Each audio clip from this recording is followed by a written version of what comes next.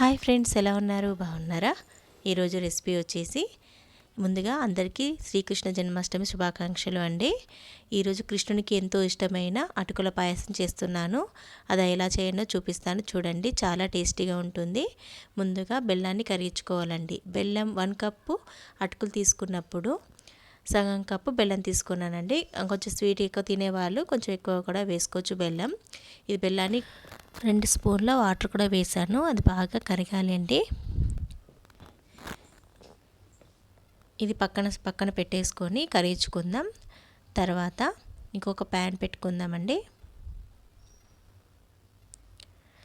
ఆ ప్యాన్లో 2 స్పూన్ నెయ్యి వేసాను. ఆయిల్ కూడా వేసుకోవచ్చండి, మీ ఇష్టం.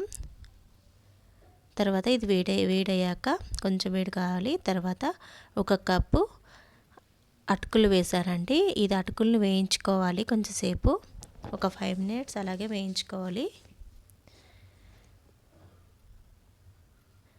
కొంచెం వేగాక పెసరపప్పు కూడా వేయించుకోవాలండి. పెసరపప్పు 2 స్పూన్ తీసుకున్నానండి. పెసరపప్పు కమ్మగా ఉంటుందండి. పెసరపప్పు ఉడికాక చాలా టేస్టీగా ఉంటుంది అటుకుల పాయసం. ఇది కూడా బాగా వేయించుకోవాలి.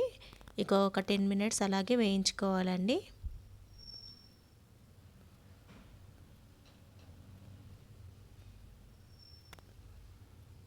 తీసి పక్కన పెట్టేసుకోవాలి. ఒక 5 మినిట్స్ అలాగే ఉంచాలి. తర్వాత 1 స్పూన్ నెయ్యి వేసి కిస్మిస్ వేయించుకున్నానండి. మీకు డ్రై ఫ్రూట్స్ ఏవైనా వేసుకోవచ్చు, మీ ఇష్టం.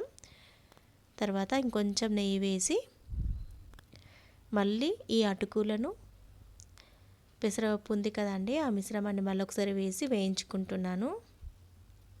ఒక 5 మినిట్స్ అలాగే వేయించుకోవాలి.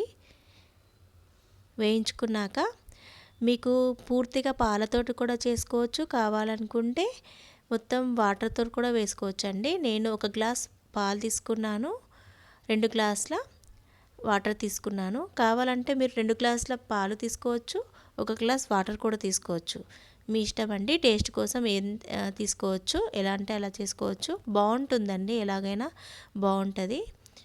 పూర్తిగా మిల్క్ కూడా చేసుకోవచ్చు. నాకు 1 గ్లాస్ పాలు పోసాను నేను ఓన్లీ. ఇవి బాగా ఉడకాలండి. ఆ పెసరపప్పు అనేది ఉడికిపోవాలి.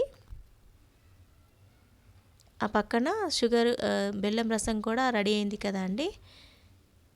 చూడండి, బాగా ఉడికిపోవాలి.